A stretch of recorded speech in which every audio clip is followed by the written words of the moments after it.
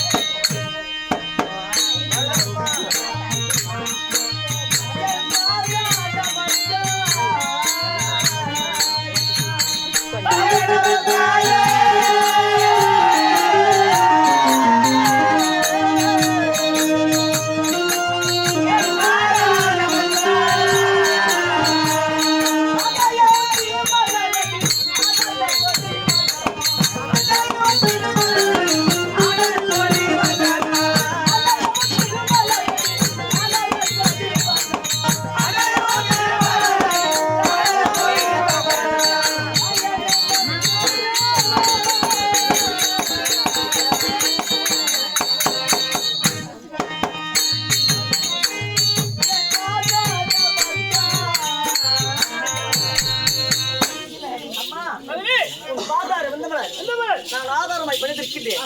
அப்படி இறந்த விதம் பெற்றமானா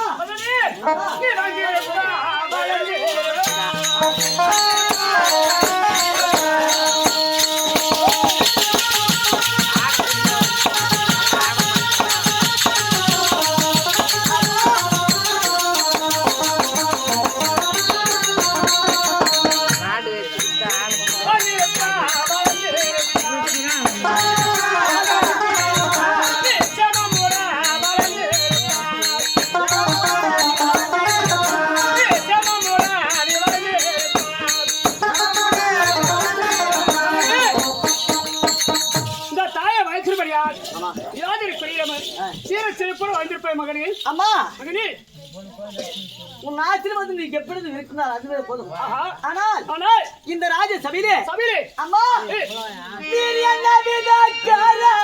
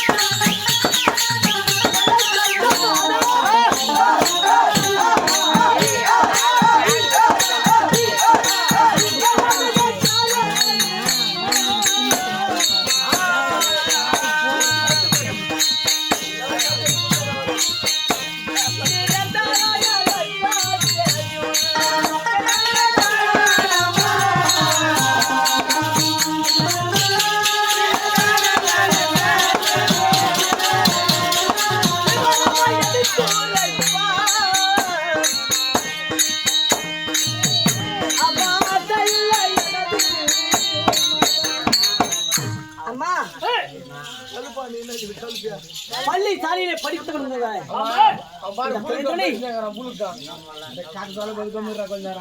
இந்த ராஜ சபையிலே என்ன அழைத்த காரணம் அம்மா என்னை அழைத்தது எதுக்கு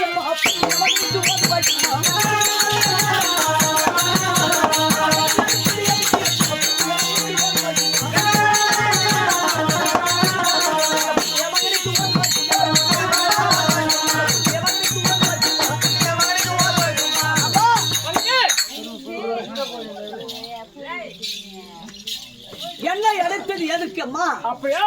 இந்த புண்ணிய மகனுக்கு நீ ஓத வேண்டும். அப்படி நான் அரசாட்சி கொடுக்கிறாய். அம்மா இந்த ஆண் போல பட்டத்தை நெற்றில கட்டி அது கடற்கரை ஓட்டு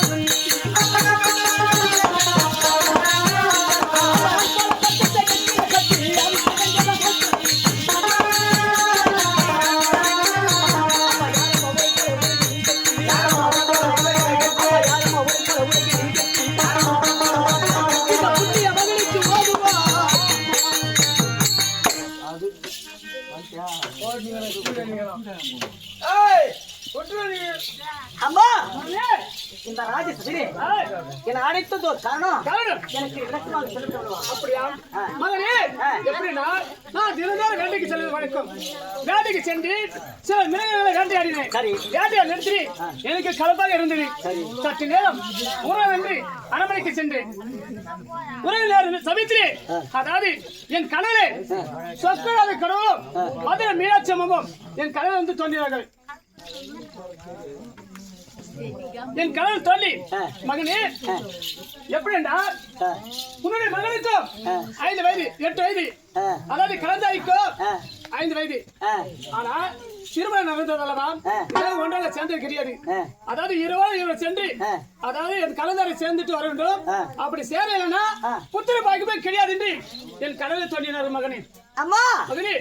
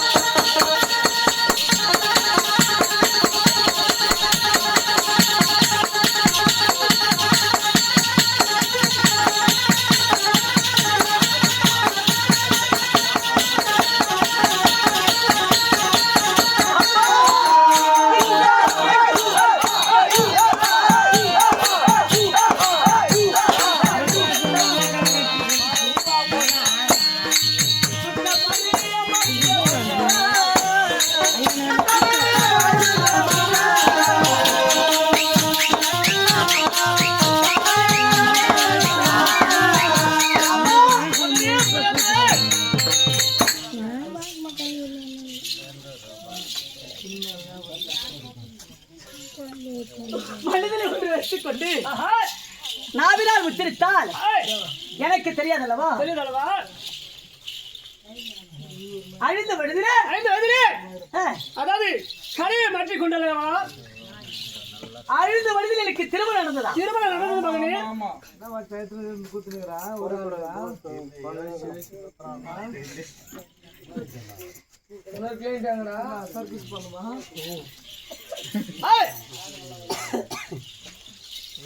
அழிந்த வயதில் எனக்கு திருமணம் நடந்ததா? ஆமா மகனே. எனக்கு 8 வயது கலந்தாரிக்கு 5 வயது. 8 வயசுல கல்யாணம் ஆயிடுச்சா? ஆமா மகனே. 8 வயசுல என்ன பண்ணிருக்கீங்க? அப்ப மட்டும் பண்ணி 8 வயதில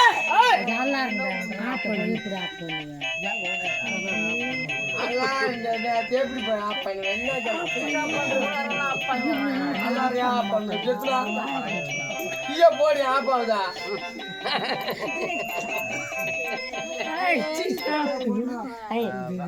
ரைஸ்க்கு போகுது. செல் அடிச்சு போட்டாராவனா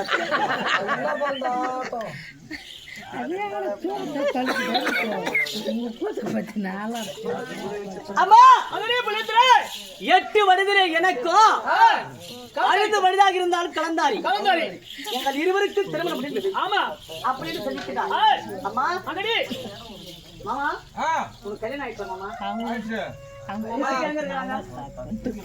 இல்ல எதனால அங்க இருக்கிறாங்க? போய் சொன்னா ஐயா வீட்ல இல்ல ஐயா அச்சு தோலாக்கி பால் ஊத்துறோம் ஐயா ஐயா சதற கட்ட எங்க அம்மா சரி உனக்கு கல்யாணம் ஆச்சா? எனக்கு கல்யாணம் ஆகலையா ஆச்சு சொல்றா. சத்தியமா ஆகலையா எங்க அம்மா மேல சத்தியமா ஆகல யாரா ராணத்து எப்பவுமே உன்னதான கேட்டுதா அவன் என்ன மாதிரி கருவோனுங்கிறான் சரி அவரவர்களுக்கு திருமணம் முடிந்தால் ஆமா தன் கணவன் இருக்கும் இடமே மனைவிக்கு ஆமாயா நாராஜ் கல்யாணம் பண்ணினானா அவன் முன்னாடி அவங்க வீட்டுல இருக்குதோ இவன் கல்யாணம் பண்ணினானா இவன் முன்னாடி உங்க வீட்டுல இருக்குதோ நீ கல்யாணம் பண்ணீங்கன்னா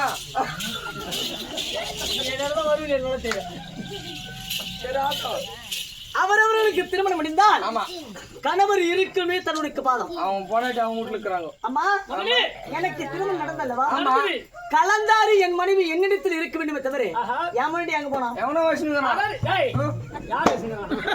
அதாவது எப்படின்னா அஸ்தாபுரி கோட்டை அந்த கோட்டைக்குள் உள்புறமாக இருக்கின்றான். நல்லா கேட்டு கொடுக்குறோம் மணி கூட. ஐயா ஒரு பேசுதான் எனக்கு பாக்குறேன் பேசி நல்லா இருக்குது. இவன் புள்ள உன் புள்ள கூட மாமா ஸ்னேப்பெல்லாம் அஸ்தாபுரி கோட்டைக்குள் உள்புறமாக இருக்கின்றான். தாயே மகனே தொட்டு தாலி கட்டிவன் பொழுந்திர நான் இருக்கும் பொழுது ஆமா அஸ்திராபுரி கோட்டையிலே என் மனைவி கலந்தார் இருக்க காரணம் என்ன? அப்போ ஒன்னா இருந்தாங்க பஞ்ச பாண்டவர் கௌரவரா அவங்களுக்கு பாவு பிறநாயிட்டு தனித்தனியா போயிட்டாங்க உன் பொண்டாட்ட வந்து அவன் வச்சுக்கிறான் அவங்க அஸ்திராபுரத்துல வச்சுக்கிறான் கோட்டையில துரியோதன சக்கரவர்த்தி தன்னுடைய தந்தை மகனாக விளங்கக்கூடிய கலந்தாரி எனக்கு மனமிட்டார். ஆமா அப்பொழுது நீங்கள் ஒற்றுமையாக இருக்கும் பொழுது இருக்கும் பொழுது கலந்தாரியாகப்பட்டவனை நான் மனமடித்தேன். ஆமா